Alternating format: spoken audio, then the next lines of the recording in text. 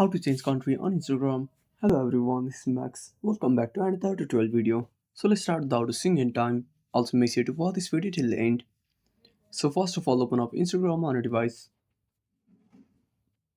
Now tap on profile at the bottom right corner. Now simply tap on edit profile. Now scroll down and tap on switch to professional account. Now tap on next. Now choose any category and tap on switch to professional. Now select business and tap on next. Again tap on next. Now tap on skip.